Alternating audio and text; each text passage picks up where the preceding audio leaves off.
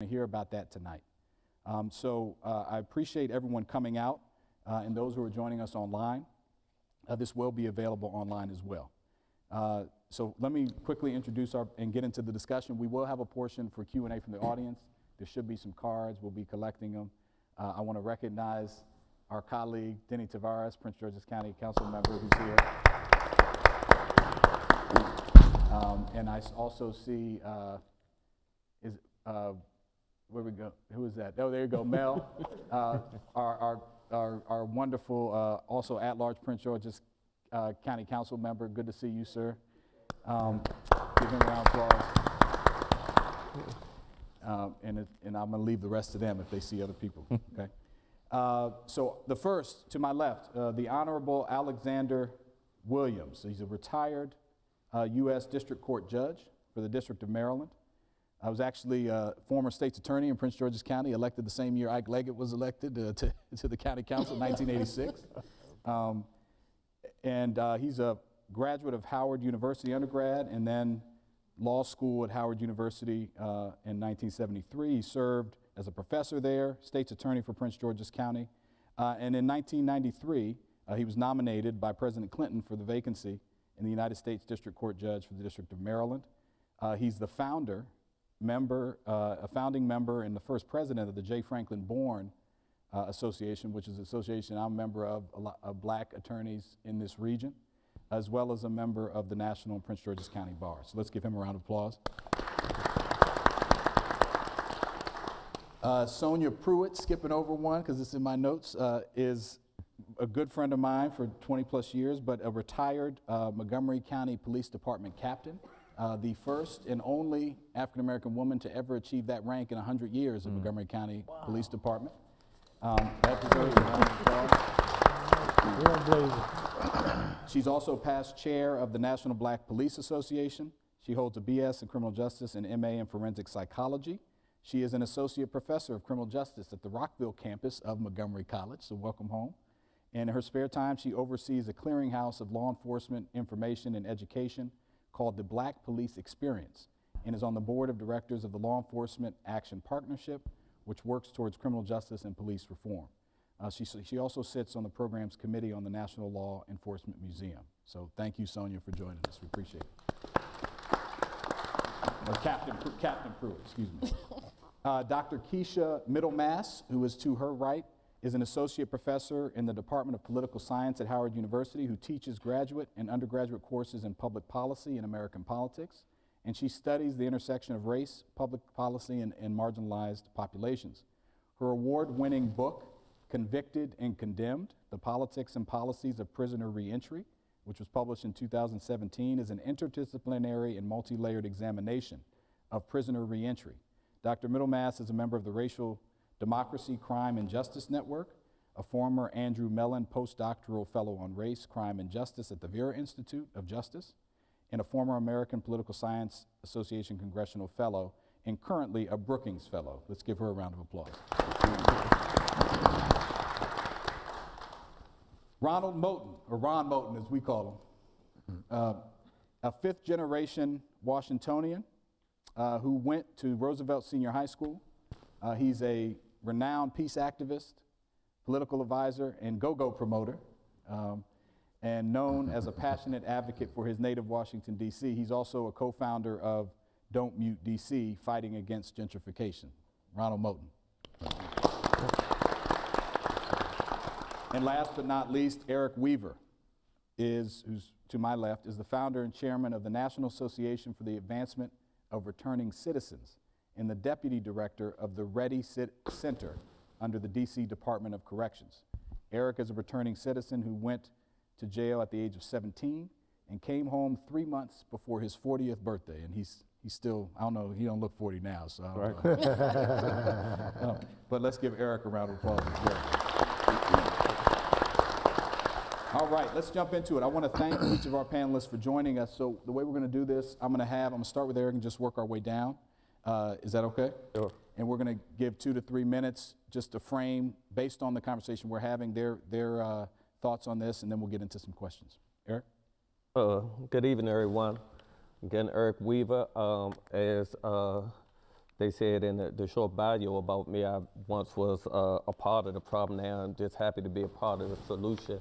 Feel like I've been a perpetrator of violence. I've been a victim of violence. I even lost my son 3 years ago to violence. So I got a whole lot of skin in this game, if you would say. And I think it's important for us to have this conversation definitely from the lens of these connecting regions or cities, jurisdictions, because what I know about mainly in DC, when a lot of us were coming up in DC as our family members started, I guess, having more success in their life, they kind of moved away from DC and they moved into PG County and Montgomery County as a sign of success, being able to move out of the projects and move to these areas. During that time, we were incarcerated. And so when we came home, even though we were born, raised, and did all our stuff in DC, we now live in PG County and Montgomery County. So I think it only makes sense for us now to have this conversation where we connecting the dots with our neighbors and also trying to duplicate some of the services that may be working in other parts. So, you know, I'm just happy to be a part of the conversation, and thank you all for coming to here.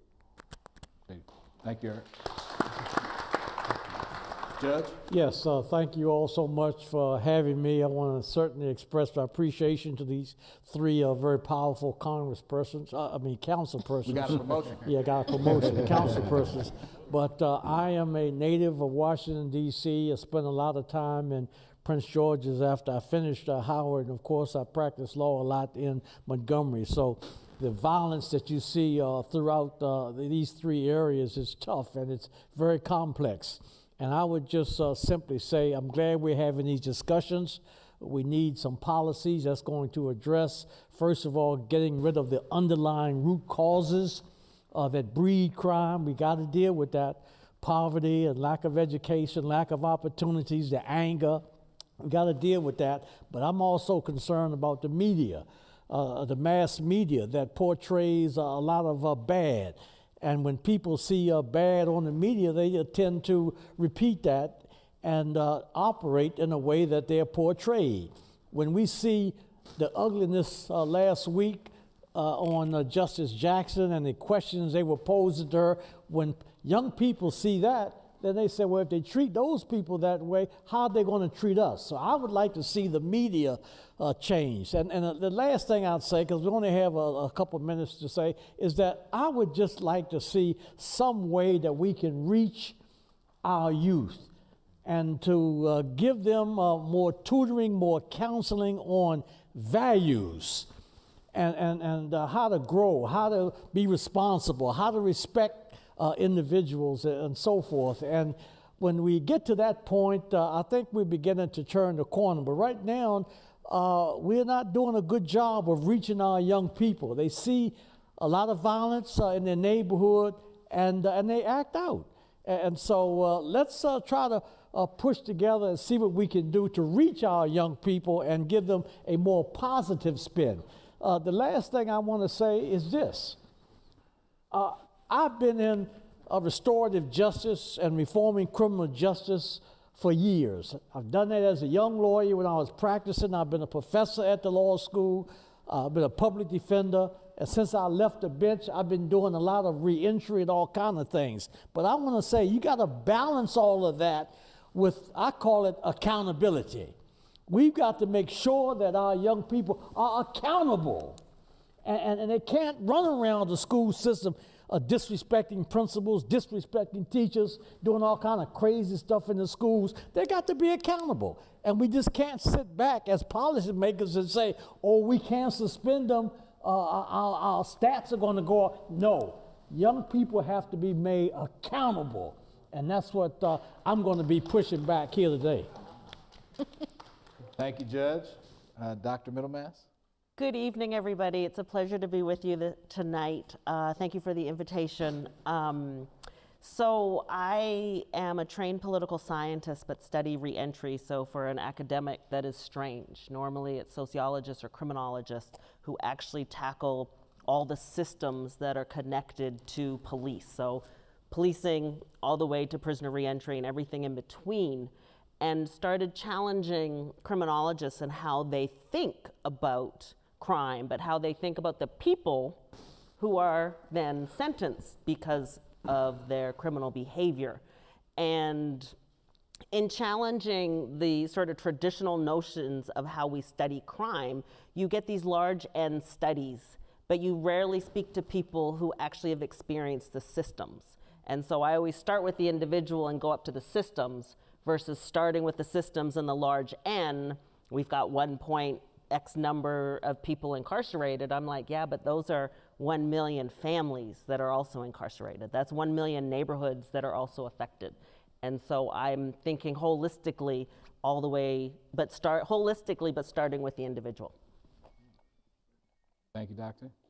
Thank you, Doctor. Captain Pruitt, I was looking to hear some more, but I guess you have more time. What is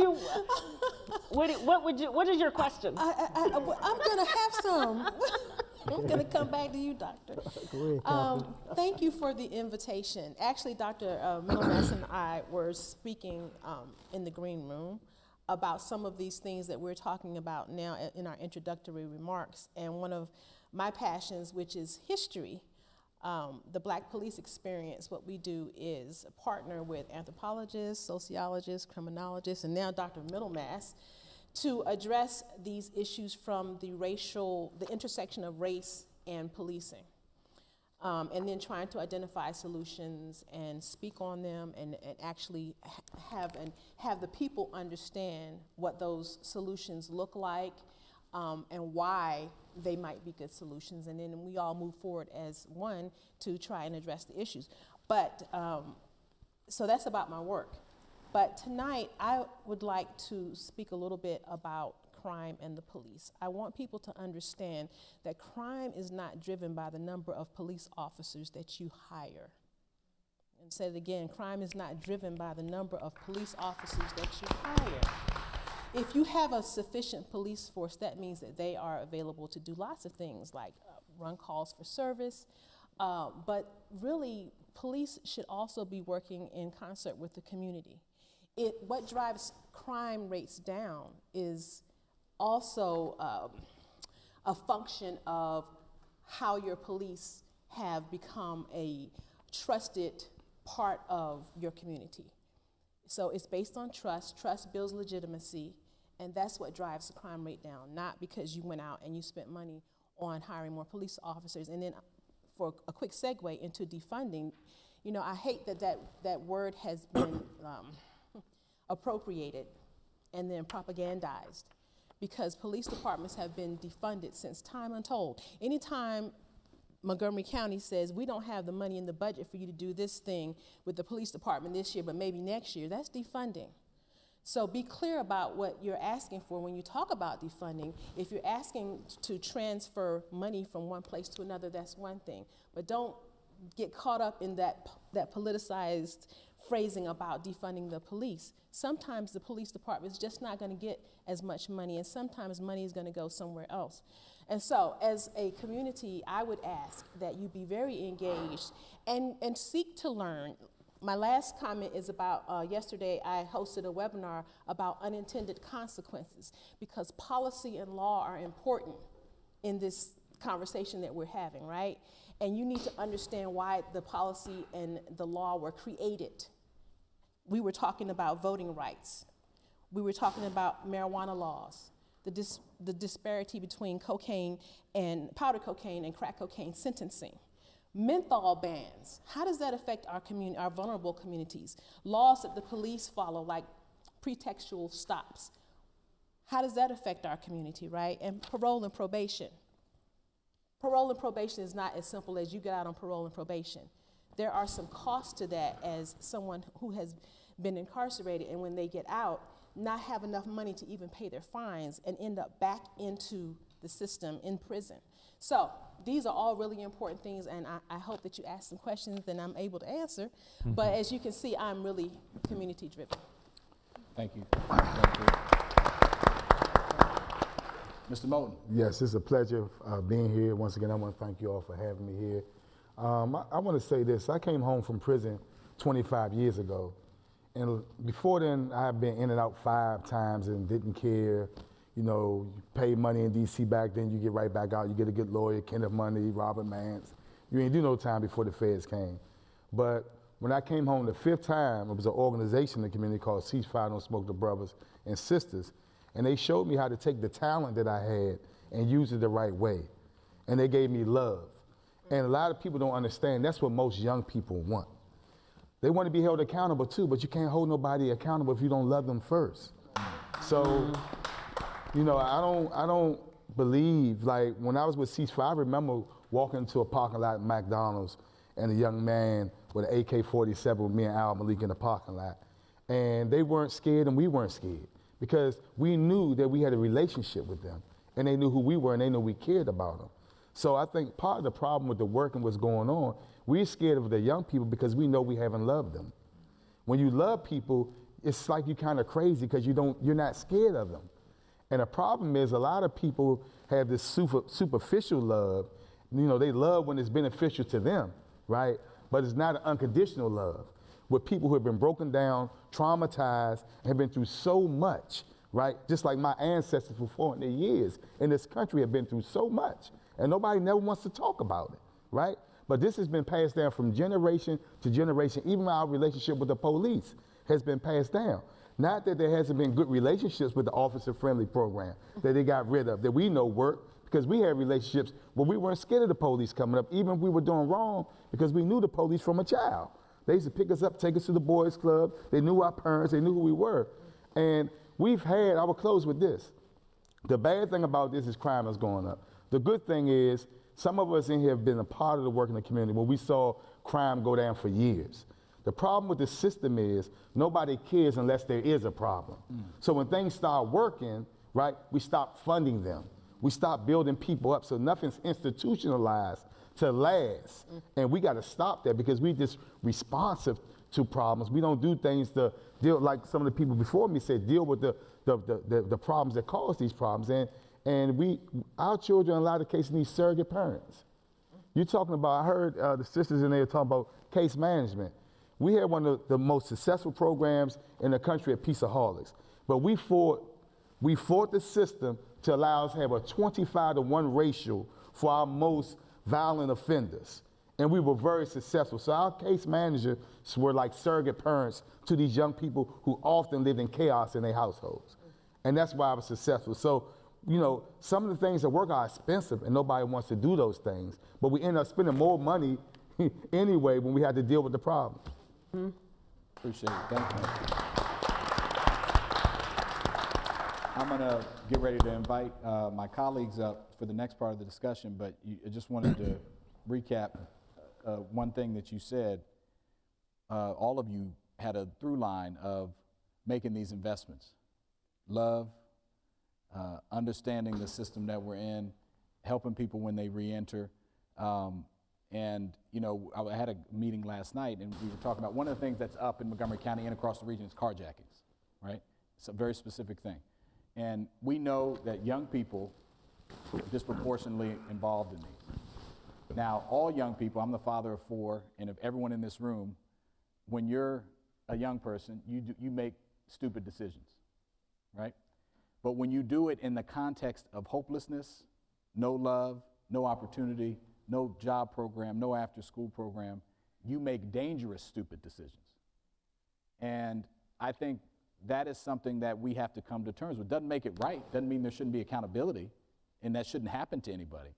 But we have to get backpedal and get to those root cause solutions. Otherwise, we're just putting Band-Aids on things. And so I want to bring up Councilmember White for our next part of our conversation to frame what he sees in Washington, and then move to the next part of the conversation with our panelists. Thank you very much.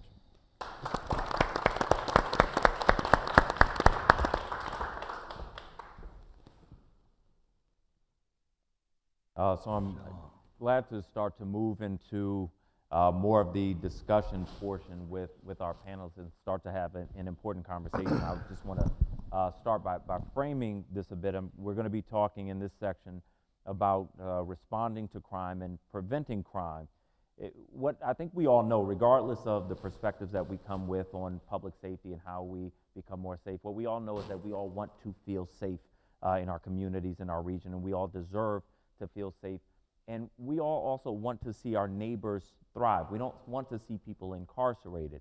The question for us is sort of how we meet both of these needs. And for me, I believe the most important thing we do as leaders, whether it's elected officials, civic leaders, or what have you, is listen to people, listen to communities. We hear a lot of people, particularly as we have seen a spike in homicides, a spike in violent crime. We hear people saying, we need more police, we need more police. And those people want to feel safe. That's what they're asking for. They're asking to feel safe. But we hear other folks saying, we want to see fewer police and more of those resources going into other things. And those folks are also saying, we want to feel safe. Our first job is to listen, to understand what are these folks expressing, not to kind of get into our trenches and say we know the way to get there, but to listen and work as a community to say, how do we really make our city and our region safe? I'll share a little bit about my personal experience, only because it is an experience that's familiar to many people who grew up in DC and the area. Like too many other young people growing up in this area, I saw my first drive-by shooting at 9 years old when I was at Upshur Playground.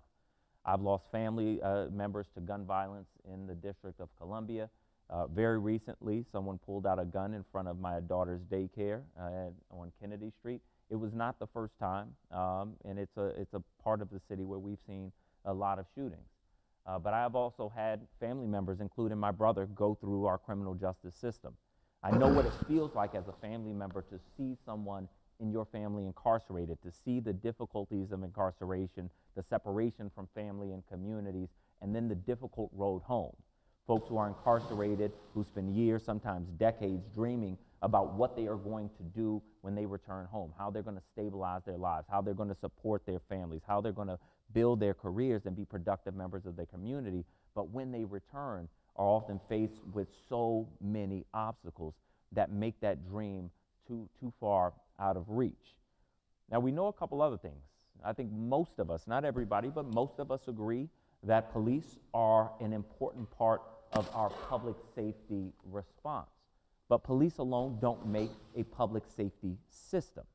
We know, first of all, that there are things that sort of breed our public safety crisis: the disparities in education, housing instability, trauma inside our communities, a broken safety net for people facing addiction and other challenges, and the fundamental lack of interventions before people commit crimes. And so I'm of the belief that while there must be a strong police department to respond to crime, that by time those red and blue lights come and that yellow tape goes up, we have failed at that point. We have to do so much more to prevent crime in the first place. We need to make sure we have a police department that can respond, that can make sure that we are safe. But then we also have to recognize that there are communities that have been plagued with terrible violence for decades, and that violence has impact not just on the people who have lost their lives or the family members who have lost other family members, but on the young people who have seen that. We have to know that there is trauma in the young people in our communities that goes unaddressed and then later in life presents itself in unhealthy ways. The challenge in front of us now is how we pull these elements together to say, how do we address crime? How do we prevent crime? And how do we appropriately respond to crime? And that is no difficult challenge. The Black Lives Matter movement was a movement that I believe was inevitable, and it was an important time for people to voice concerns that have built up over decades. But now is the time that we have to start to have productive conversations to say, okay, what is the next step? What might police or criminal justice reform look like in a way that makes us safe, not just now, but 10 years from now? So I want to engage our experts in some questions about really what we do now, how we move forward in the best way. And so I want to start with Dr. Middlemass. The District of Columbia is on track to have our 6th consecutive year of increasing homicides, and the pandemic has certainly put real pressure on everyone from school children to parents to our local workforce which on some level has strained people's mental health to a degree that I think is abnormal. So Dr. Middlemass, what are the gaps that you think we should be focusing on as we respond to the current increases in violent crime? Big question. So we have to think about the issue of violence because we know from data it takes place generally in concentrated communities and then only in a few areas of those concentrated communities. And police respond to crime.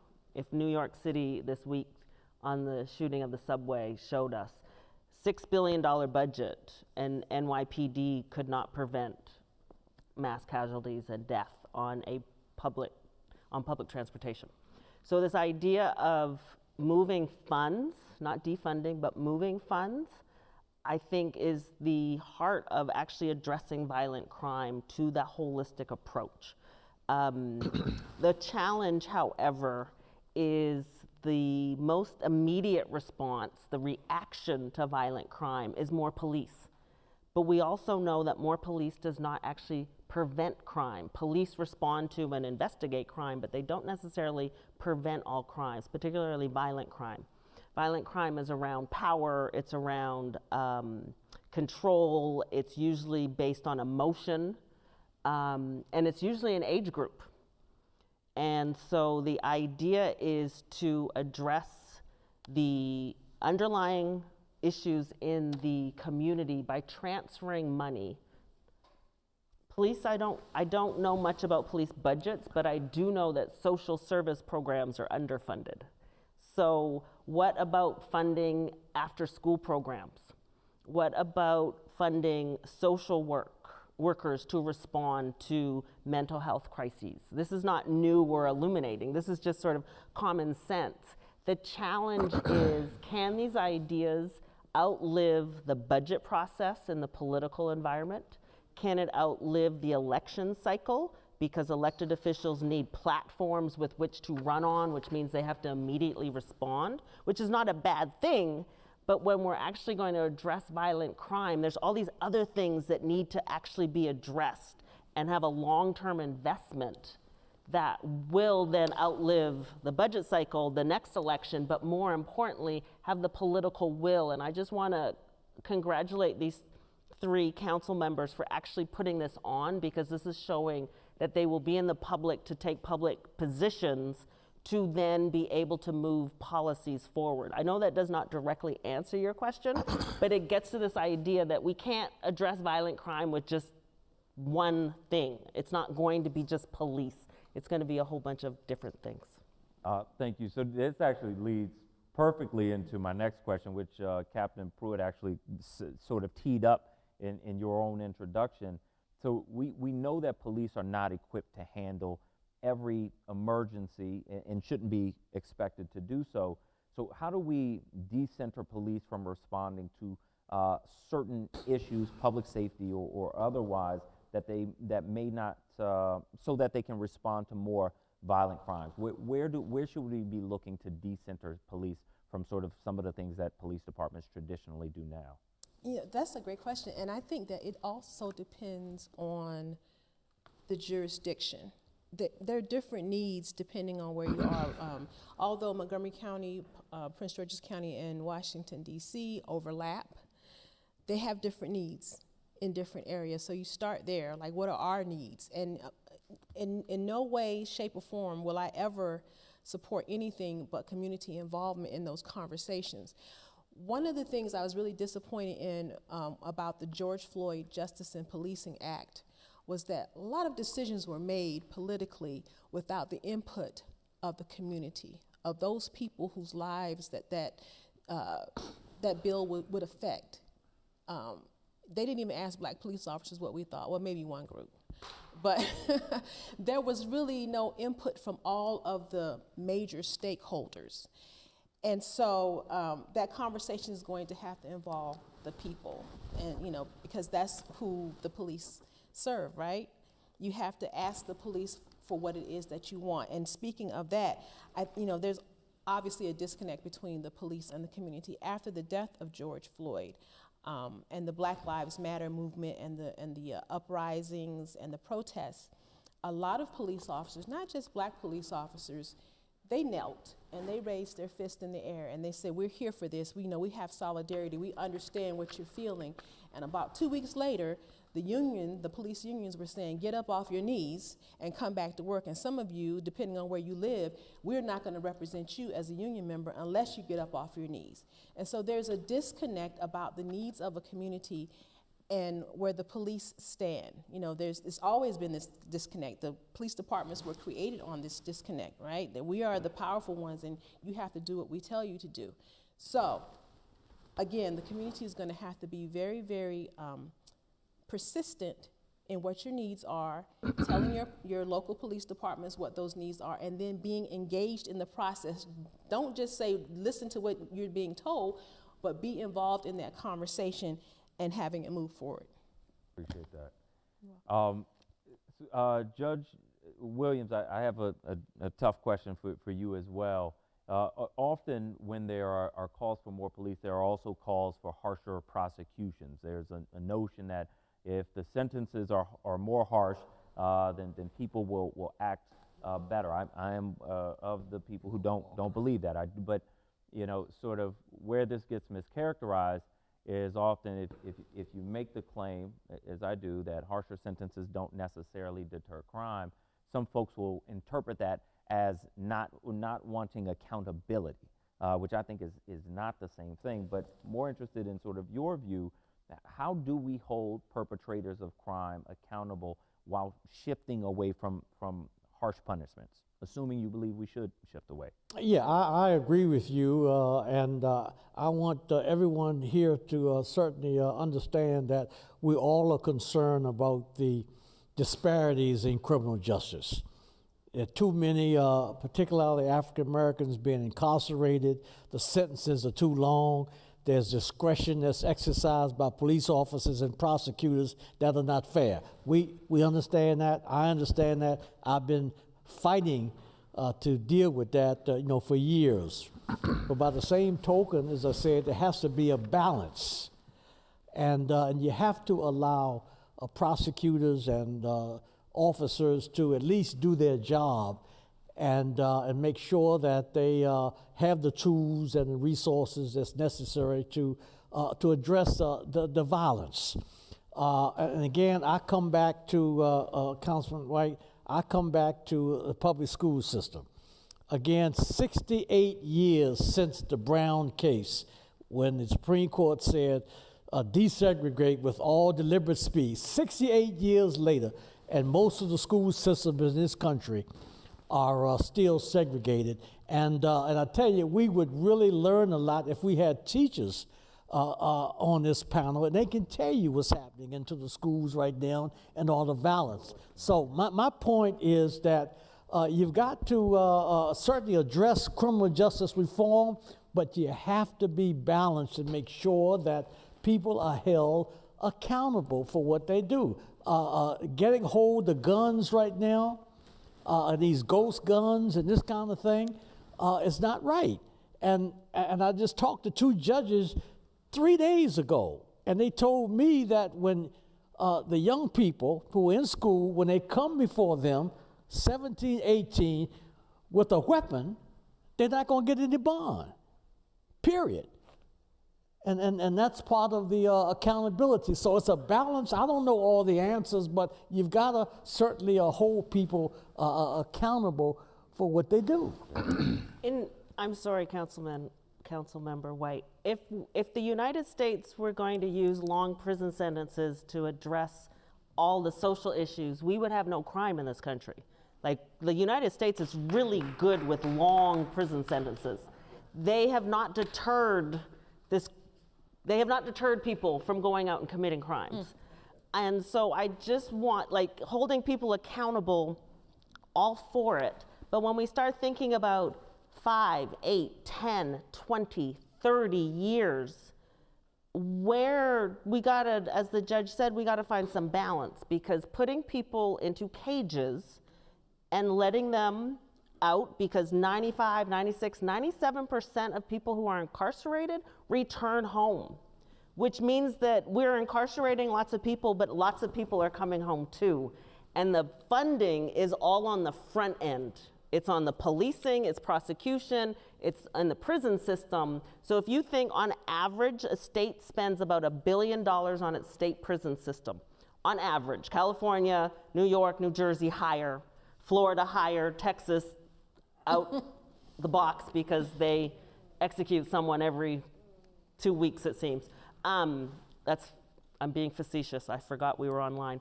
Sometimes people don't understand.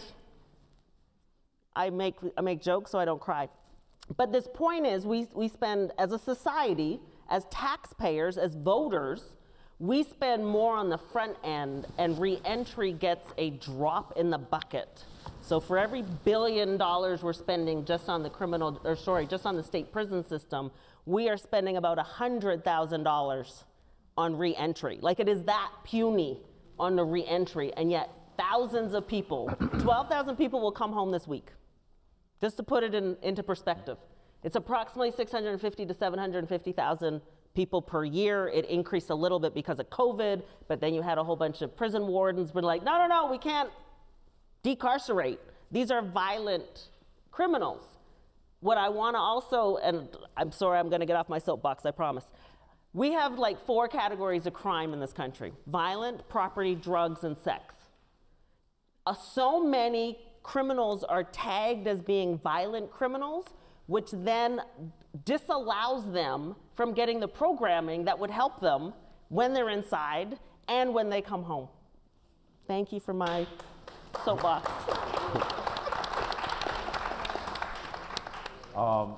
So I appreciate the perspective, and it reminds me when you talk about the lack of resources on the back end, when people return home, it is harder to get a job, it is harder to get housing, and so we really set ourselves up in many ways, not just for more crime, but for more social services, and we make it harder for people to be productive members. And in fact, even though I'm a member of the government, I often get calls from people returning home from incarceration, and I call Eric Weaver, who does this himself, and say, can you help this person? It should be the other way around. But I'm reaching out to folks like Eric Weaver, Ron Moten, and others who do this work and sort of fill in the gaps that the government is not filling in. So let me move to you, Mr. Weaver. What alternatives to incarceration should we be considering, and what's the appropriate role for diversion and restorative justice programs, and how does that fit into accountability? As Dave was just saying, I definitely think that, as she said, that a lot of the stuff has always been on the front end and not enough on the back end. I think when we talk about people that, one, are incarcerated, like what are we doing for them while they're in? We know that they're coming out, and so how do we want them to come out? I mean, if we're not doing nothing for them while they're in, then we're expecting the same person to come out a little older, but still with more challenges and more responsibilities as well now, because you might have went in like me at 17 and coming home now at 40, where now it's expected of you to be this certain kind of way, to be this productive citizen, but you got the mentality or the maturity or the experience of a 17-year-old because you was gone your whole life. So definitely just looking at that and figuring out what we do on the front end. Also, with this conversation, if I'm just looking at what everybody said, it's probably the first time when we talk about violence that we really didn't return to citizens wasn't the front end of the conversation, because before it's always been the people that came home are the ones who are committing the crimes that are going on out there. And now we're saying young people, everybody up here talked about accountability for the young people. So now we got to look at what we do with our young people. Most of the time when we start trying to reach out to them when they 14, 15, 16, now we're saying that's too late. Mm-hmm. It's too late. So now we got to look at going a little younger. We got to go to the elementary schools now. We got to get the teachers, we got to get the parents, we got to get everybody involved now with the community and the village, as we said. So we got to start a little younger. Even when we talk about police and the community, I remember back in the day, the police were a part of the community because they went to school with your mother. They were your uncle. So it was more so, Lord, get in the house before I tell your mother. And we don't have that no more. So you don't hear kids, when I was young, I had classmates that said they wanted to be a police when they grew up. We don't have that no more because of the image that's been created and, some bad incidents. So I think we just gotta change that whole narrative. We definitely gotta start early and really looking at dealing with our babies. We really gotta deal with our babies. And in terms of alternatives, we really gotta look at the why. We focus so much on the what. We know somebody did this, but why did they do it? What the household like? What have they experienced? You just said you experienced your first seeing the drive at 9 years old. Did anybody address that? Like, what's the trauma? How we addressing it? Like, what to expect if it's someone in a school that got killed and the next day they expect all the classmates to come back to school and just be normal? The person I usually reach out to when I'm trying to figure out what we're missing with sort of reaching and responding to young people is Ron Moten. Mr. Moten, how do we better respond to the needs of our youth and prevent them from getting engaged in violent crime? I think there's several things. One thing, let's think about it when we grew up. You look at Washington, D.C., we have all these pretty buildings. Montgomery County, all these pretty schools and buildings. PG County, pretty schools and buildings. We came up, we had the fashion club, we had the modeling team, we had the student government, we had all these, not just sports, we had so many programs in these schools that were ran down. But we got these beautiful buildings that our children have no access to because we're scared of them. We're scared that something's going to happen. Teachers are not being supported the way they should, so they're running out the building at 3 o'clock instead of staying there with the students. So that's one thing. Our young people don't have the platforms that we had to get positive attention. So what they do is they use social media and other things to get attention, and normally with no supervision or nobody to show them the things that we were shown, they're doing negative things to get attention. Some of them carjacking to get attention. They record carjacking sometimes. You might call them violent, but to them, it's it's a syndrome, wannabe syndrome. To what's cool, when we came up in D.C., I remember watching Scarface. I remember every morning people who grew up with me watched Scarface. Our young people have much more stuff that they have access to than we do, right? So why aren't we utilizing the internet in a way that's uplifting our community, right? We just had an event the other day at the Kennedy Center where we kicked off the social media caucus with the Marienberg Youth Institute and Don't Mute DC. And what we're doing is we're going to give young people the platform to create positive intent content and get incentivized for it. Young people can make movies. They can do Instagram. We had TikTok working with us about doing campaigns. They were out here turning your bathrooms up. Why not create campaigns where they get incentivized for creating something positive? So some of this stuff is not as hard as we think. And then when you go to policy, Rob, Brother White, they taking young people and just throw them up on the wall and what they're doing wrong. But we took all these young people out of public housing and just threw them in different neighborhoods without any support, right? Not knowing who they beefing with. We shut down community schools and then send people running around everywhere. And the same thing that happened in Chicago happened in DC. And we don't talk about these things. So some of the things, if we just fix the mess that we created, just like marijuana. I wasn't against legalizing marijuana, but I challenge the people before you legalize it, make sure you put an education component in it for young people, right? Because guess what? Young people can't get in programs if they have a dirty urine. Returning citizens can't get a job if they have a dirty urine, right? But no, they rushed it. No black people got any dispensaries, so we couldn't sell drugs illegally, and we couldn't sell drugs legally, right? So that's one thing. Then we talking about health. Now everybody's lacing the marijuana with tobacco. So all the things we did to move forward with getting people from tobacco, maybe to marijuana, they smoking both of them together. So I'm just saying, like, some of the stuff we can fix with good policy and having people at the table, like she said, from the community. And lastly, I would say, if we're going to solve the problems, We have to build people up in the communities to solve their problems. We can't keep on having people coming down like off a UFO, like they landing in your community and gonna fix the stuff for you while you sitting there every night when the bullets go off, they somewhere and they coming home like me where I don't hear no bullets and I'm acting like I'm gonna be the spokesperson for them.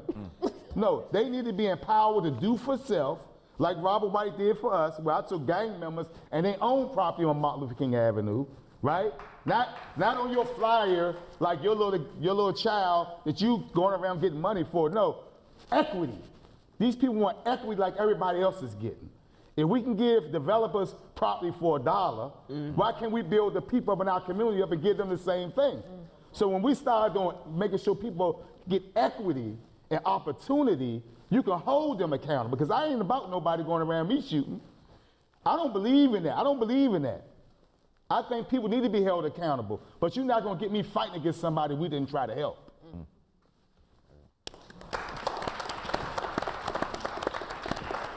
So I have a lot more questions, but I'm going to transition it because I want to make sure we do leave time for questions from you. And so I would ask, staff is going to collect questions from audience members. So Andre Strickland, could you raise your hand so folks see? And he will come around and collect questions from you.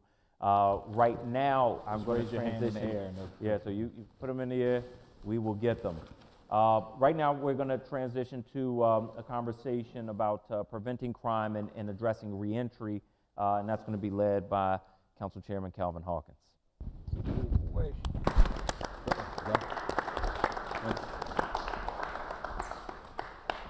All that to follow.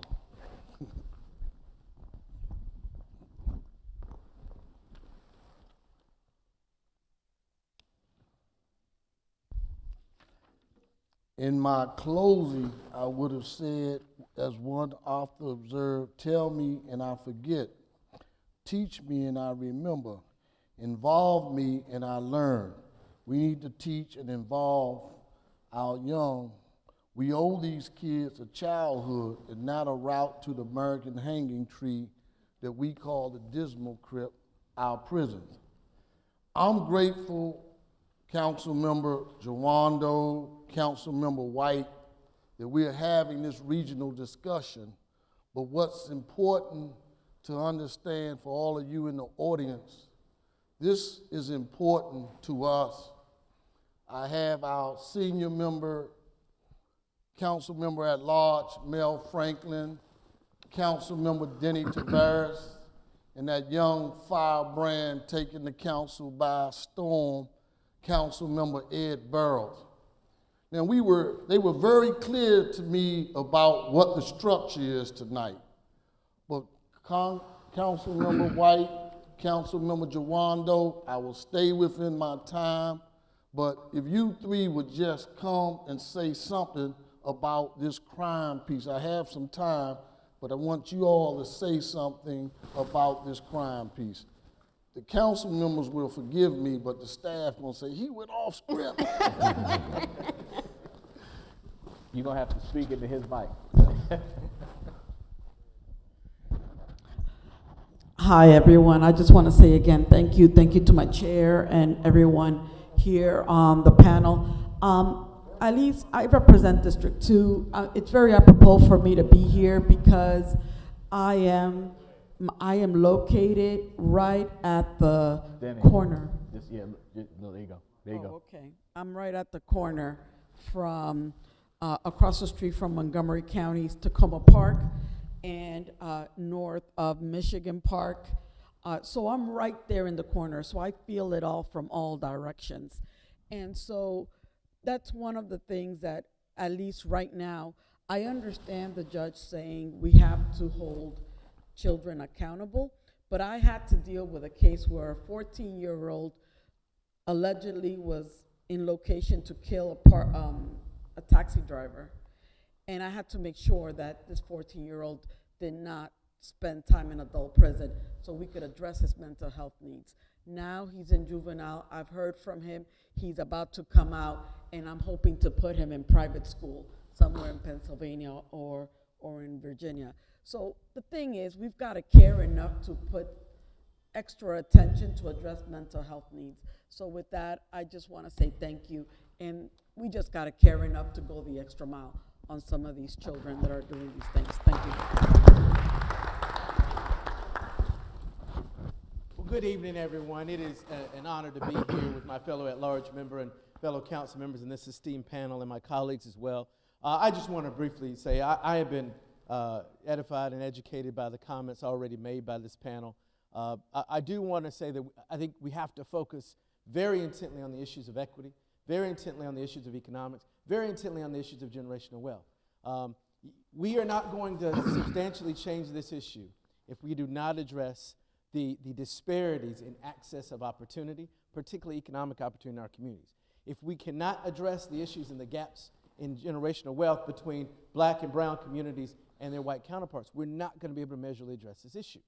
So I look forward to working in tandem and on a regional basis to deal with the central economic questions of access to opportunity, access to wealth. If we are still spending in low single digits with black-owned business by our governments in this region, we are not going to measurably address the issues of disparate economics and lack of access that are ingrained in this issue.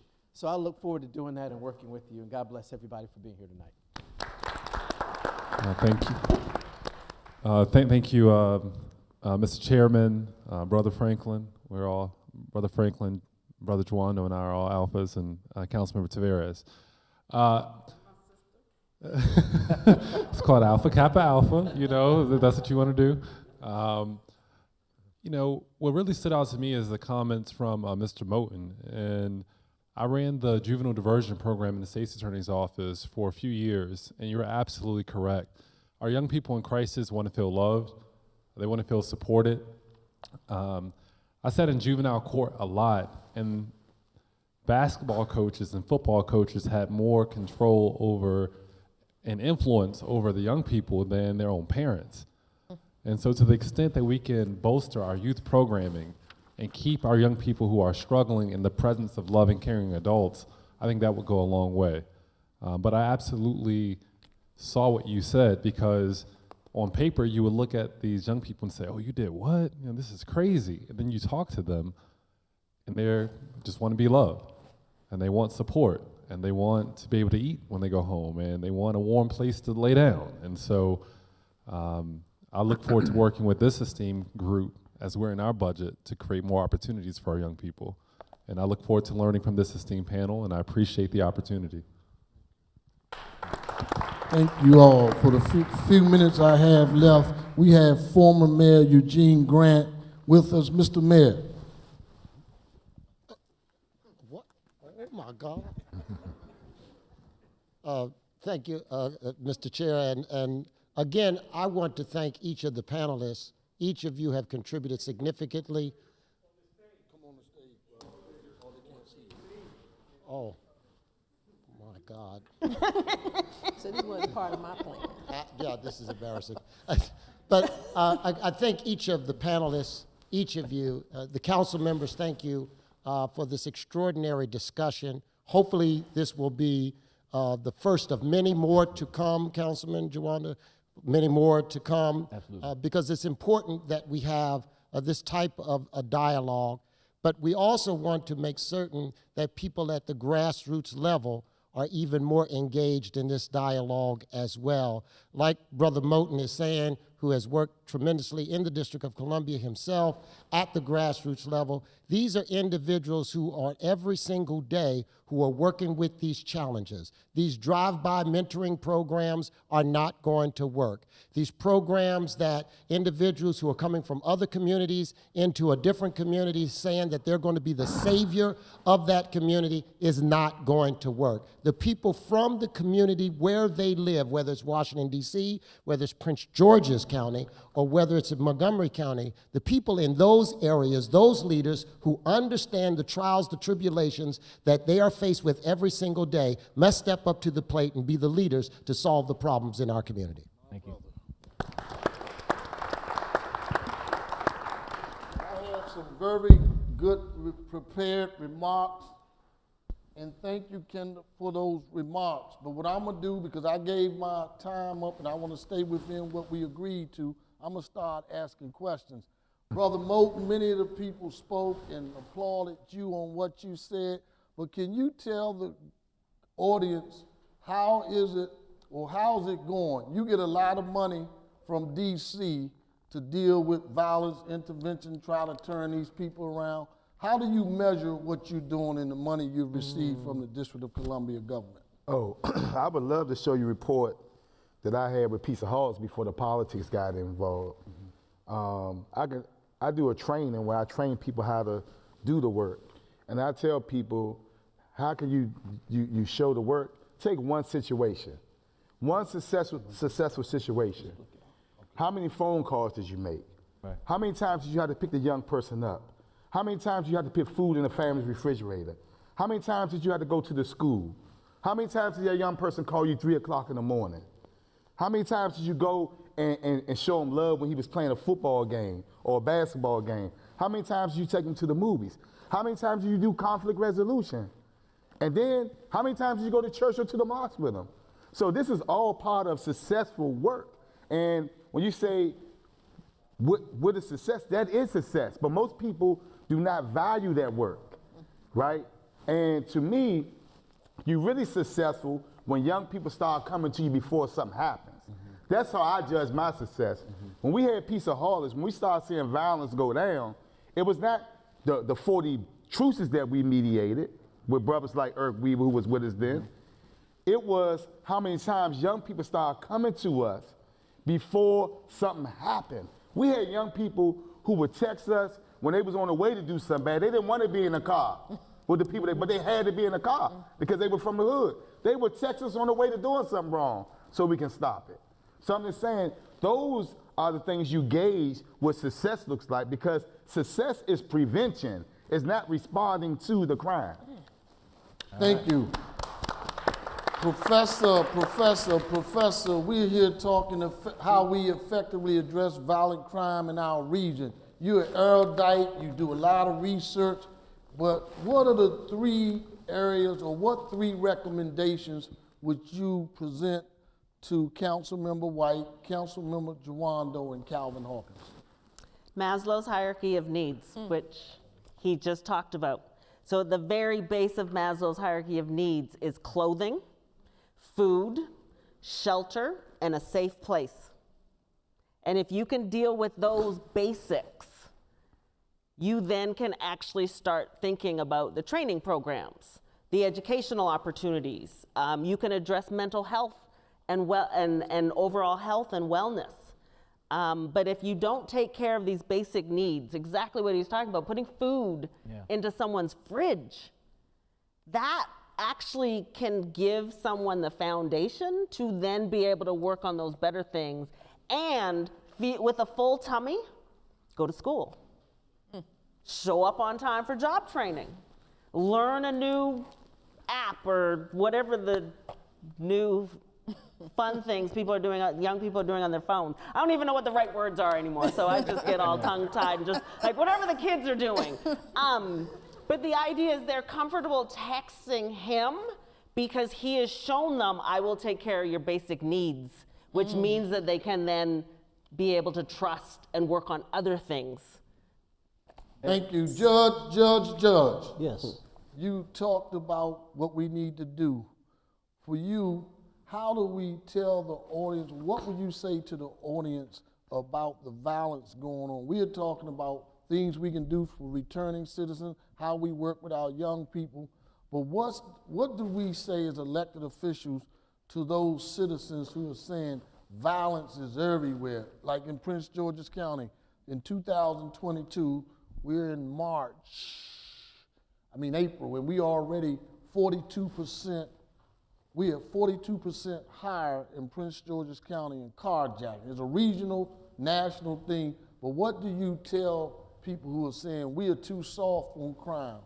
What do we say? Well, again, the word I used early on is balance, and I'll stick to that.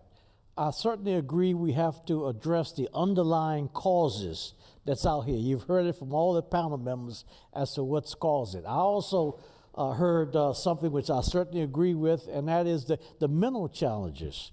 that we're not really doing enough screening and analysis of the stress and the disorders of a lot of our young people. So we've got to certainly address that. But again, I like what I heard from the panel members. We've got to come up with more programs for young people. And as I said before, and I'm going to stick to that, we have to instill in young people, find a way to instill in young people responsibility and respect for each other and respect for others and all of those kind of things. You got to find a platform and a way to reach them, because right now we're not getting to them. But again, for those who are out here with the crimes, we got to deal with that. And the balance has to come through necessary sanctions. We've got to put sanctions in place. I'm not going to deviate from that. We have to have sanctions on people who are cancerous to our society. Thank you. Sister Pruitt, you want to say something? Yeah, I want to say something about the sanctions. See, the problem why this stuff ain't work, once again, we brought people from outside of our community to do the reform. So they come in to do studies. They just did a study on DC telling us something we already know. There's a small group of people that cause the problems. You could have paid me to do that study. I got the data on that. But what we took out the picture was people like us to be a part of that. Because I'll never forget, this was one guy, Marcel Murd, and this is when they started the reform in DC at Oak Hill.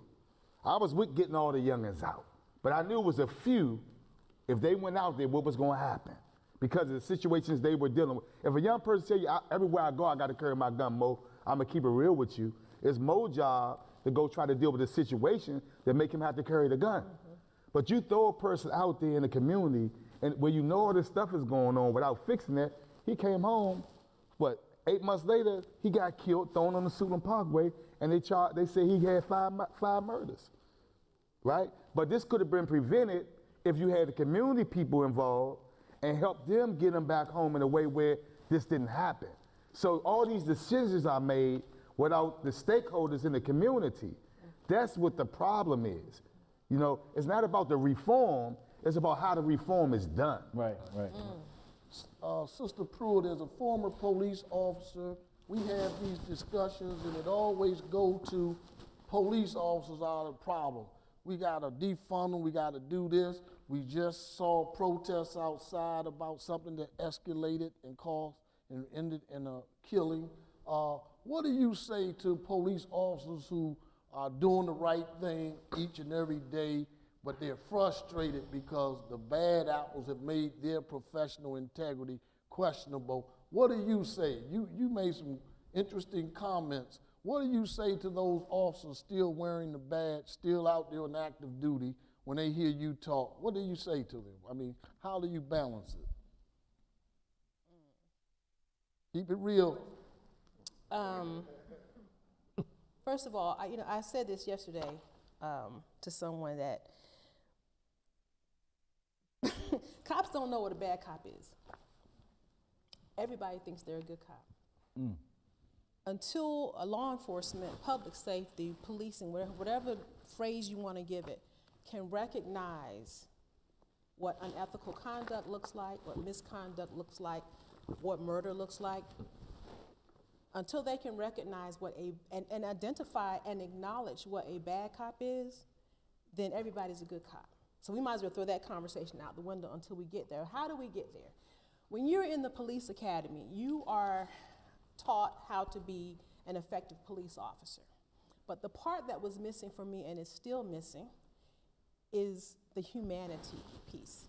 How do you teach police officers, if they are willing, because training only goes so far as what you're willing to absorb, but how do we teach officers what it is to be a humane officer, to look at people and see a person? The young man who was killed in Grand Rapids, police officers are already, their opinion is, that was a justified shooting, he had his taser, but where was the humanity when the officer approached his car and said, you got bad tags? Bad tags should not equate to losing your life.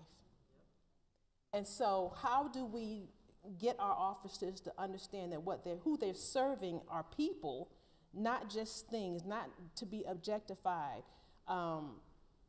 You learn in the academy, and then it is reinforced in your field training, and as you become a police officer, that it's better to be judged by 12 than carried by 6. That is not a humane outlook.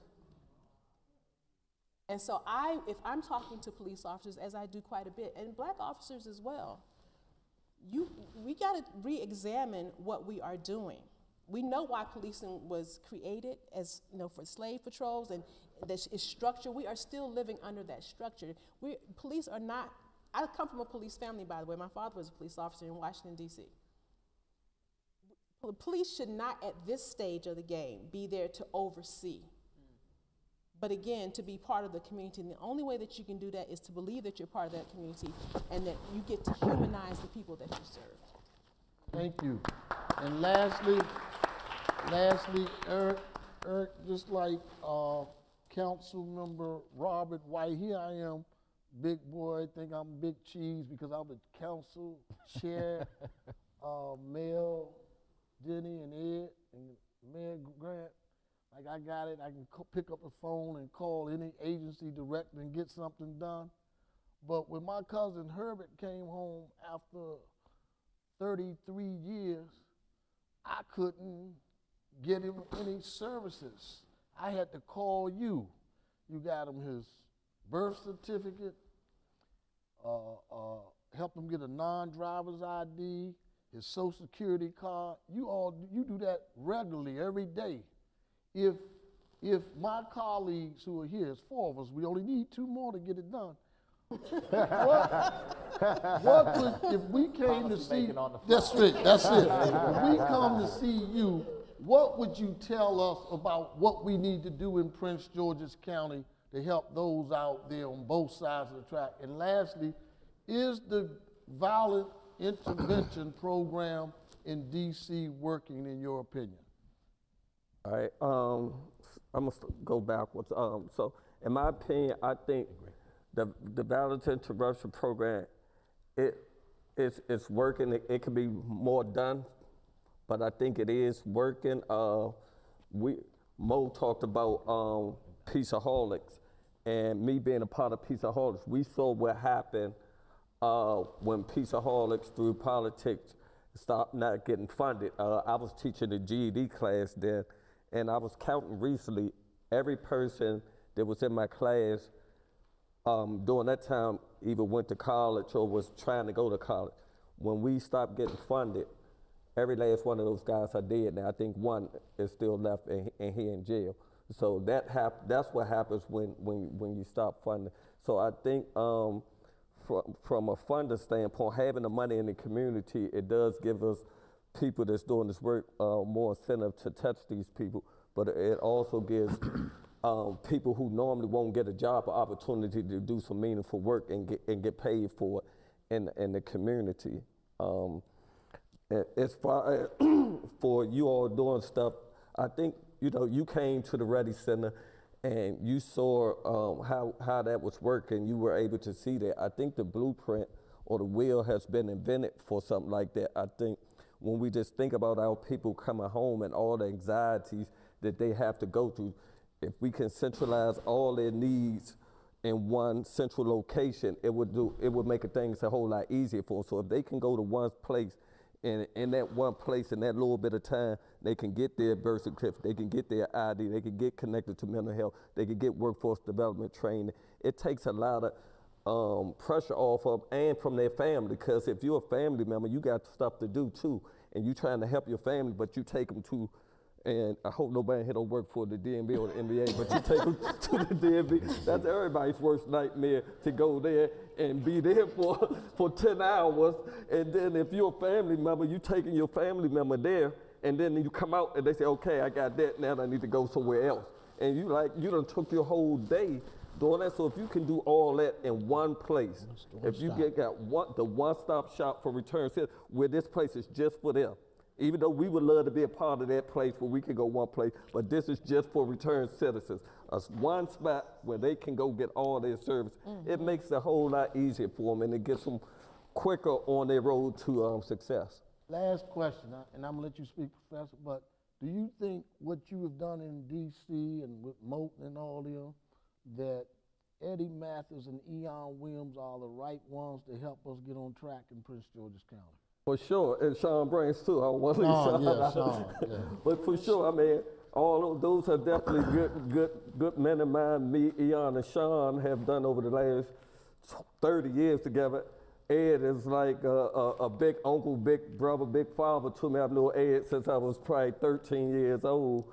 And I talked to all of them about this type of work. I mean, they understand that, you know, I was out here, people like Mo, we were doing it a little bit before they came out. So they understand that, hey, we're not trying to reinvent the wheel. Hey, this is what we're doing. What you think about this? And, you know, I think all three of them, one, they understand it. They've been through it. They have a following of people that would listen to them as well. So I think they're credible in the community, and that's one of the most important things. Professor, and then I'm gonna turn it over to my guy, William Jawando. Two immediate policy ideas to what Eric is talking about. One, a one-stop shop. They are so effective. They've been proven effective. One-stop shops literally are what Eric is talking about. It's centralized, but with a twist. The bus did not go into an area that my parents would allow me to take the bus to the library. But the mobile library used to come around to the community when I was a kid. You could do the same thing with a one-stop shop. Ooh. Is go into the communities versus waiting for people to come to you, because it costs money, even on public transportation, to go places. And when people come home, they don't have hard cash. Often they don't have enough hard cash. They're literally calculating, can I do a round trip on Metro? Can I do a round trip on bus? Do I have enough to eat?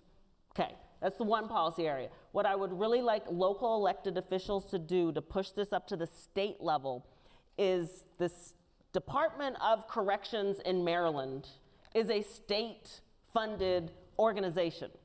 The DMV is a state-funded organization.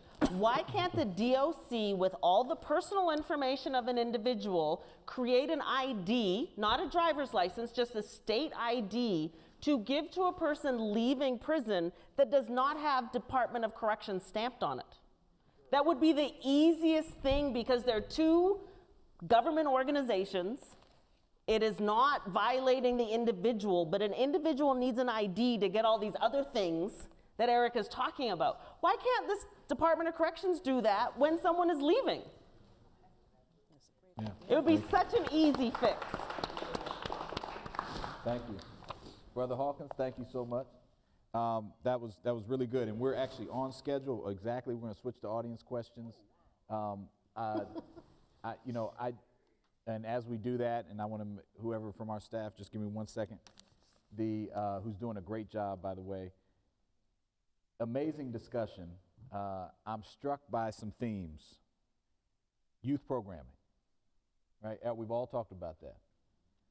We're talking about the other side. When someone is incarcerated or gets into the system, how are we preparing them? That's the reentry discussion. And how do we set them up for success, right? Again, none of these are new conversations, but and then the biggest theme I'm hearing is sustained effort.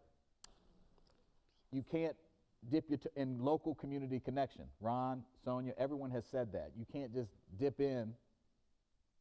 And I think too often our responses are quick, trying to put a bottle cap on it, simmer it down, and then go back to business as usual. And, I'll give you a perfect example. We have 211 schools in Montgomery County. I'm on the education committee. I've come on. I went to one of the lowest performing and highest poverty schools right near Denny's district, Oakview Elementary, right in Langley Park, Long Branch area. And we didn't have after-school programs 30 years ago. There are a couple in that school now, but every time they come before me in the committee, I say, why do we not have a plan to have, and we can means test it, move, I know we can't do it overnight, to get every school, and we know from research, Dr. Middlemass, 4 to 7, 3 to 7, critical hours to keep kids on track. I lost a friend to gun violence when he was 17. When he left school, he decided where he was going to go. He didn't have anywhere to go. And he got caught up. It's a story we could all tell about somebody. And he ended up losing his life, getting involved in drugs. I had a place to go. Went to my mom's job. That was my after-school program. And the people, they let me run around and annoy everybody, right? So how do we know the solutions. It's sustained effort. And then one of the reasons I'm excited about working with the council members is how do we do this regionally? Like, how do we keep track of the people who are in need, realizing they're coming across all the time for different things? And I think that, whether it's data issues with that, privacy, funding, braiding our HHS departments, all that stuff, that's one of the reasons I'm excited about to work with them, because we got to keep track of people and keep it consistent and sustained effort. So let's turn to our audience questions, and if you have it directed to an individual, please say that, or otherwise whoever wants to speak, please speak up. And now we are in the panel now, but we're going to defer to y'all mostly. Go ahead. Just thank you all for your perspective. I think I speak for the audience where there's so many unique perspectives. It feels like a puzzle, and each perspective is to put the puzzle together to get to a solution. I say that to foreshadow our first question. I think the most consistent concern the audience has is this mental health puzzle piece and component. And so we picked one question that we think encompasses the majority of the mental health questions we received. So while we want to hold youth accountable for inappropriate or illicit activities, how do we address their mental health challenges and their need for a substantive and reliable support system that keeps them from recidivism? That's for everyone on the panel. Anyone in particular? Where to start?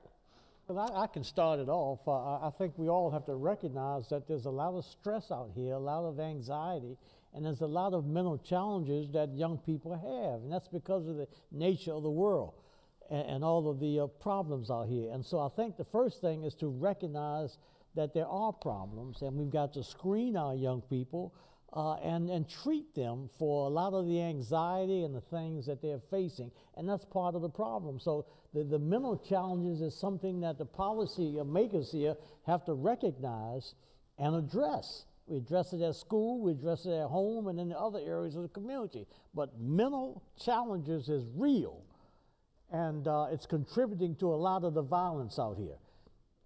Trauma-informed care.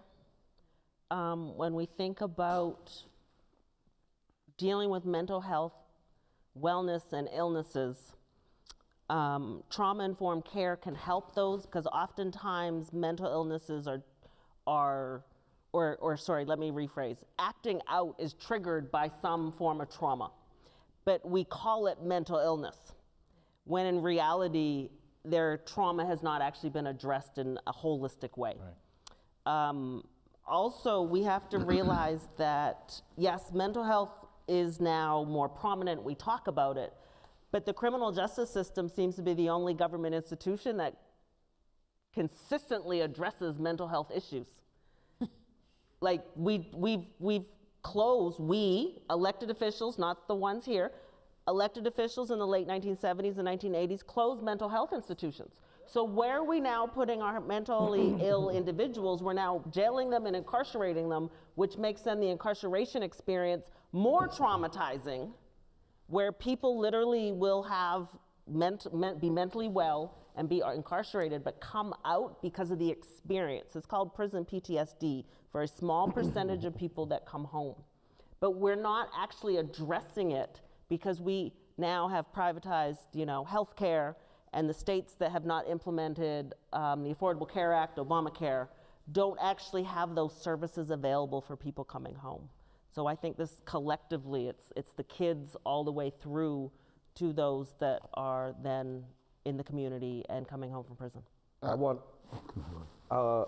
When I think about it, I think one, we definitely have to just look at the whole family and not just picking individuals out the house to address an issue with. It's almost like a house, everybody has a cold in the house, and we take one person out and we get them some medicine, then we put them back in the house, and they're gonna get the cold again because everybody else in the house has the cold. One of the things I I see though, because there are a lot of, I know in DC anyway, we get a new mental health agency or company that pops up every week. We probably got 100 of them, but I'm not sure about where the accountability is and seeing what type of service they actually provide.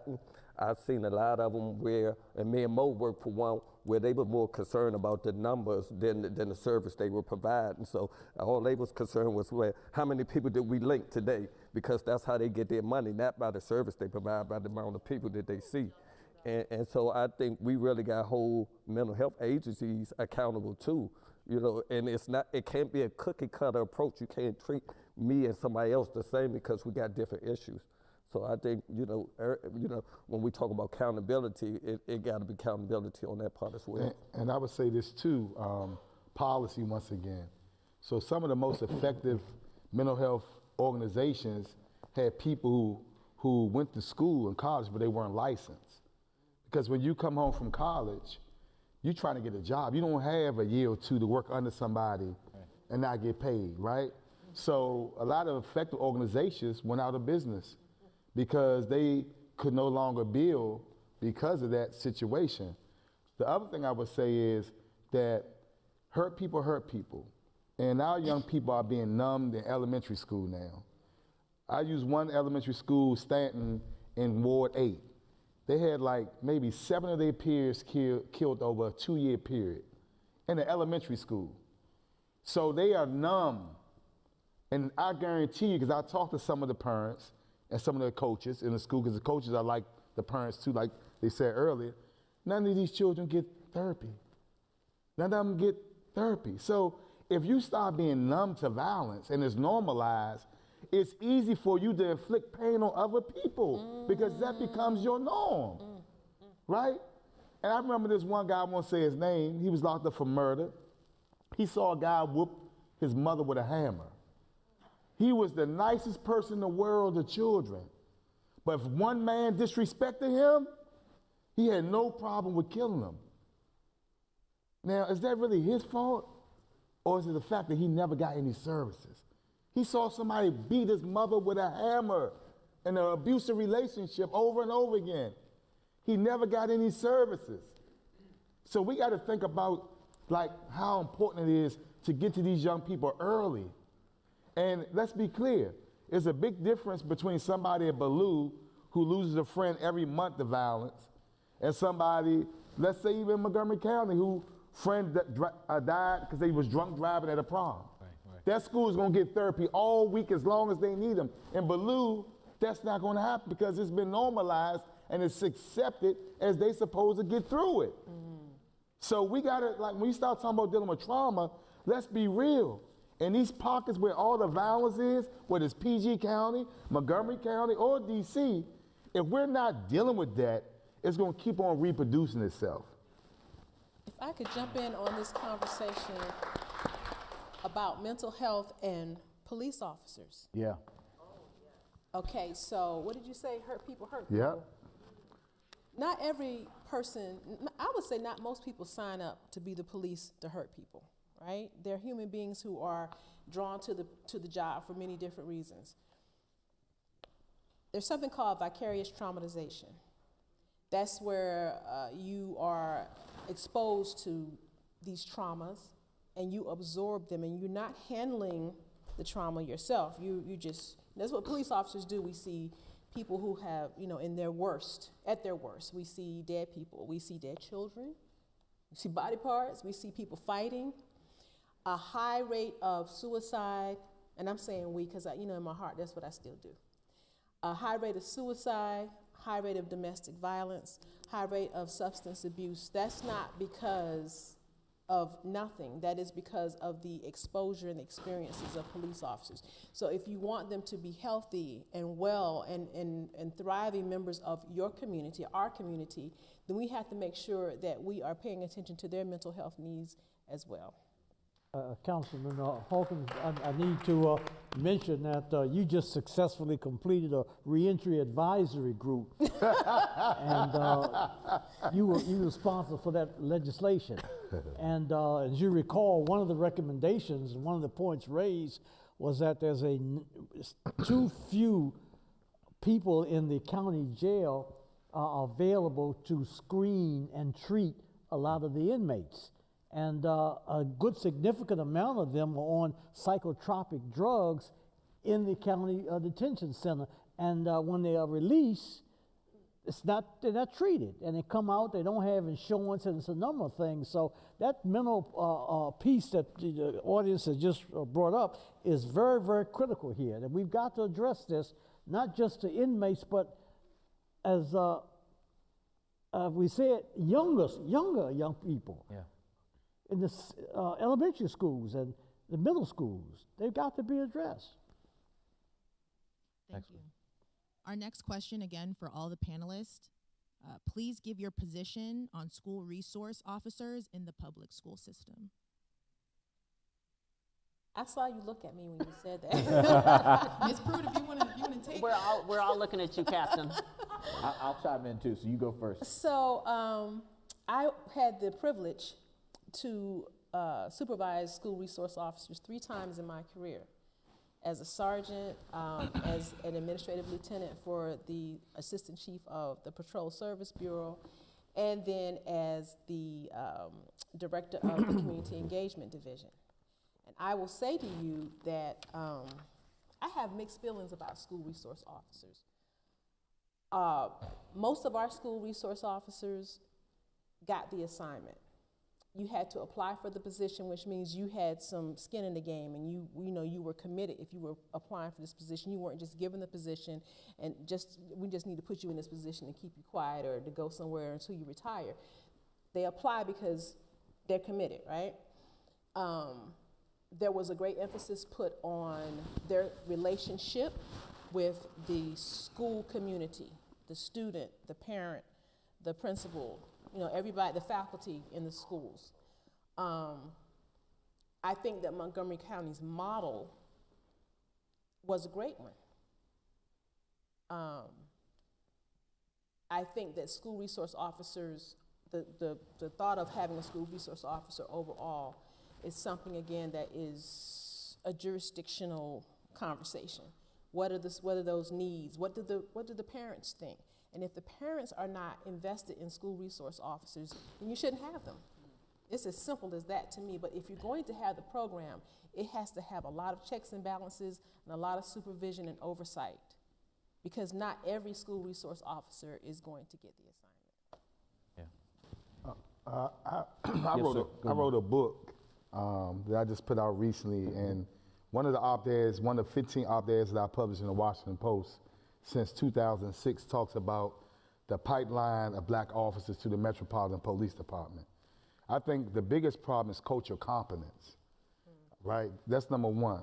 Number two, let's be real. A lot of people say they don't want the police in the schools. The Irk Weavers, the Ronald, it's not our job to be the police, right? People bring guns to school every day. They bring knives to school every day. I don't want the police in the schools, but where my child is, I want a police at the door. Not just because of people in my community. We got nuts trying to come in our schools that ain't even from DC. So you don't know when that day is going to come. So I'm just saying, for safety, they need to be trained right, and it needs to be institutionalized right. It shouldn't feel like a prison. Officer Buck at Ballou, all the children loved Officer Buck. And they would tell you, if Officer Buck locked you up, you deserved it. Because he would do everything to fight for you and keep you not going to prison, even against the police department. So what I'm saying is, it's a certain type of officer to be a school resource officer. That's not for everybody.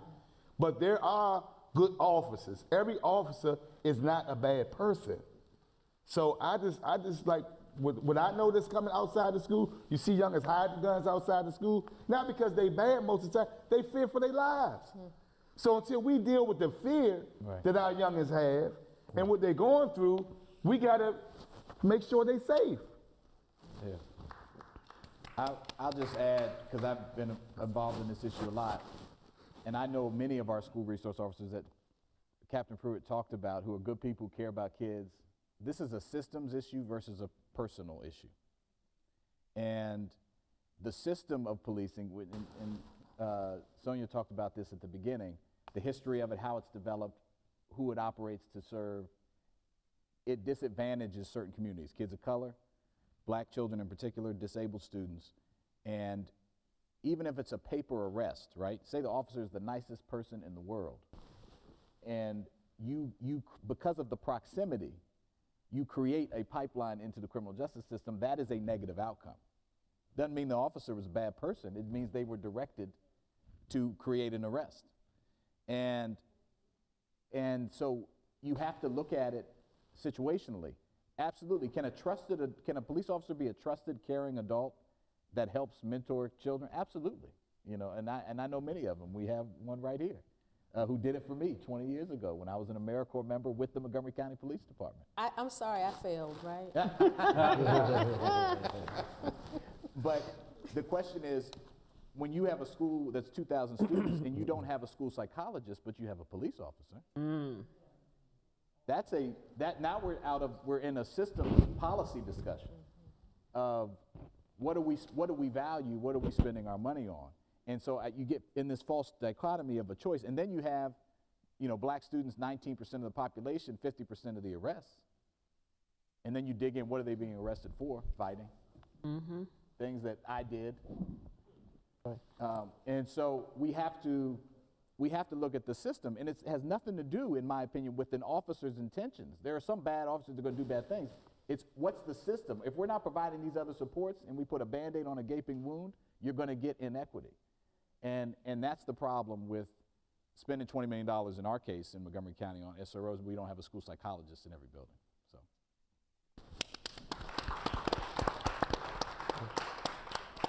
Our last audience question is from a member of the two more. Two more? Okay. Yeah. Look, you're the boss. We need two more. So our second to last question is from the founder of the National Coalition for Drug Legalization. I say that because it's relevant to the question. There is a correlation, and sorry, this is for our 3 council members specifically. There is a correlation between the increase in violent crime and drug prohibition. What work are you doing to conduct research on the issue? And can I work with your office to do the research, or can similarly situated organizations, can I work with you to do that research? I'm not doing anything, but I'm open to the person that asked that question to work with my staff and to see where we go. I'm open, but I'm not doing anything right now. I would say that I'm certainly open to working with the person. I don't know the data that it premises the question, so I can't speak ultimately to the accuracy of it, but I do want to learn more. I also believe that it is time that we start to have public conversations on drug decriminalization, because I think that many people have a feeling about it, but I think the feeling is a reactive feeling that has more to do with the history of how we have dealt with drugs and narcotics, and not enough about sort of what the actual outcome and impact is, and whether we're sort of helping or hurting the cause with these sentences. And so, you know, what people have to understand often is that we can legislate on issues, but the issues generally have to be developed and primed through the public first, because we are public representatives, and so it's not generally appropriate for us to kind of parachute in and say, I know you all haven't thought about this, but we know what's best. And so, you know, I'm hearing more of this conversation bubble up. I think too much of the conversation right now is directed at sort of elected officials and not enough focus on the communities to start to have that conversation. And I say that looking at the decriminalization and legalization of marijuana. What happened in a period of 10 years was pretty significant, but it had to do more with public conversation than sort of specific legislation. Can I just add one thing to that? Also, we talk about that question you asked, we talk about that often, but then we just had a conversation about mental health. If we don't correlate drug usage with mental health issues, we're just kicking the can along, and that's what I think we're doing with a lot of these issues. We're not courageous enough, not the public officials, the community. I'm talking about the community along with the public officials. If we say we have mental health issues, and Professor, if the research shows the connection between mental health and drug usage, but we only talk about criminalization, then we are not dealing with the issue. And I'm glad to work with these two gentlemen to really address a multiple of issues, and that's one of them. And that's why I'm open to working with the person. I agree with them. I'm open to it as well. Amen. So we can get to the last question. Yes. And I apologize, Chair Hawkins, this is for you. That's why Will said 2 more. He wrote the question. There's a ringer in the audience. So, but I'm sure this person would welcome any other thoughts. There have been over 130 carjackings in Prince George's County in the first 3 months of this year. This is a faster pace increase than nearly 400 carjackings that we've seen that we had last year, which was almost 3 times as high as 3 years ago. This is a state of emergency. A majority of those arrested for these crimes have been youth, as been discussed in the panel. What do you believe, Chair and panelists, is causing so many youth carjackings and so many youth to commit this type of offense today?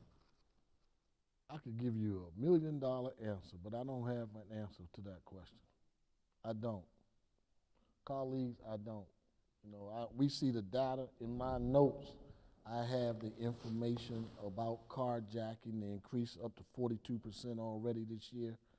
Right now, our county executive and police chief are having a crime meeting over in Suitland, the Suitland community of Prince George's County, dealing with that very issue. I'm sure that was a major topic because that Suitland area is one of the areas where we have a high carjacking situation. But I don't have the answer, and I don't give answers if I don't have the information to respond. And whoever asked the question, I apologize, but I don't have the answer. I'll take a stab at that. I wrote an op-ed in the Washington Post and talk about it in the book about we used to take young people to New York to protest against the makers of Grand Theft Auto, which is a game to this day that's promoted to our children, where they commit heinous crimes, they carjack, they rob people, they use drugs. And I even walked in with my daughter playing the game, and she know I'm against it. So I'm just saying, that's how addictive this stuff is and how cool it is. But it's scientifically proven anything you do 30 days in a row will change the way you think. It don't mean you're gonna carjack somebody, but you might get in a car now that's stolen, right? Then you gotta look at with the dynamics that have changed. You used to be able to go and steal a car without carjacking somebody. You can't steal these cars now. So what the youngest do, they gotta use a gun to get your car. They didn't used to have to use a gun years ago. So it don't mean that they really that bad, it just means that they can't go and just steal your car because of the technology in the cars now. So that's one of the reasons why more young people carjack. But we have to also understand most of them, when they carjack, they either rob somebody with them, with the car, or they sell the car. Talking about economics, once again. We're talking about equity once again. So if we don't deal with the root causes to things, young people, just like we do, just like we saw people in Ukraine do, when they couldn't get food, they started fighting each other, right? These weren't criminals. These were people who were in a situation where they needed to eat. So once again, we're talking about equity, equality, and a lot of other things, but we also got to look at the other factors that influence our young people. I appreciate that. We could go on all night with this, and this will be the first of many. And I'll start, and I want to ask my colleagues any closing thoughts. But I really appreciate the conversation. You know, one of the reasons I'm glad we're in Silver Spring, and this is a long-term commitment. Yes. Councilmember Hawkins, Councilmember White, and the community. We're in this together. In downtown Silver Spring, we're right here on the border. We've had a spike, and it's one of many spikes over a long period of time. I've been here my whole life. You have ups and downs. Talked about that bottle cap approach, but we've had a spike in crime and in gun crime, right? And some associated with nightlife let out, some during the day, some Instagram beef that spills over into a parking lot, you know, all the reasons that things happen. And we've said it's unacceptable. But you know, one of the things I know we have to do is we have to have deep community conversation about the solutions. And we had we can't have knee-jerk reactions. And I'll give you an example as I close and turn to my colleagues. We have nightlife establishments here in downtown Silver Spring that service people from this region.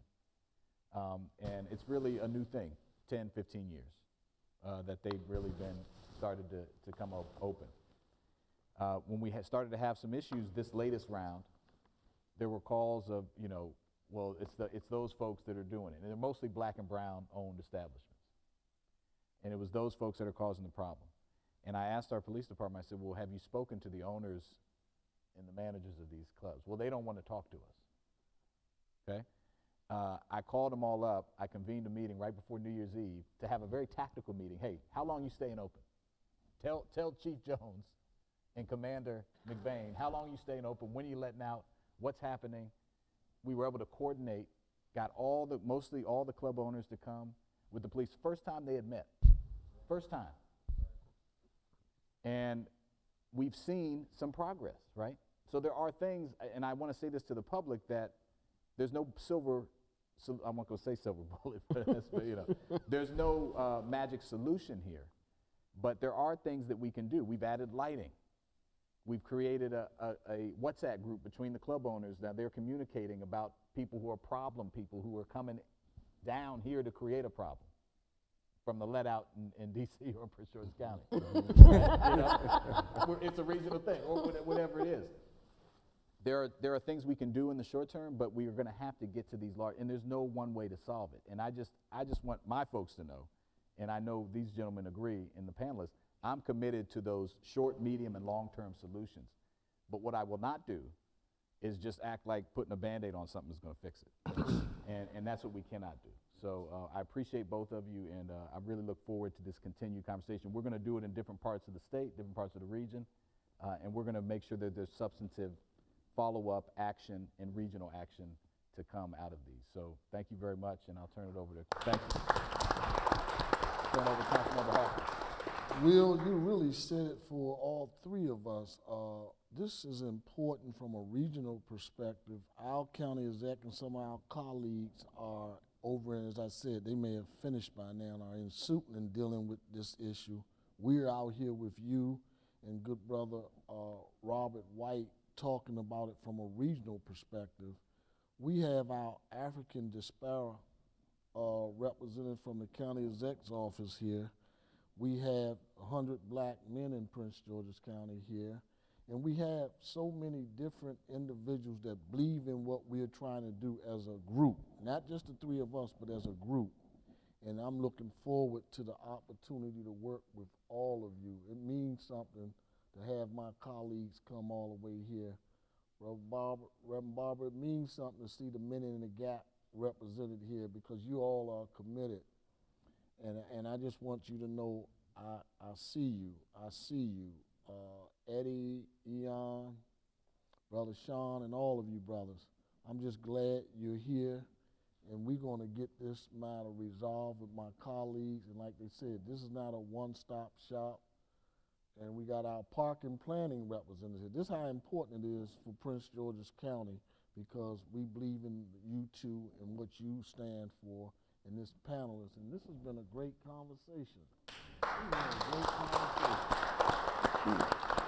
But what came out of this conversation for me is if we listen to the subject matter experts, and that's what I'm calling you all, and we come up with a timetable for implementation of some of your ideas, we can make our region better, and I believe we can. I got two great leaders and the leaders down there. We'll get it done. So, Brother White. Yeah, I just encourage, I think this was such a healthy discussion.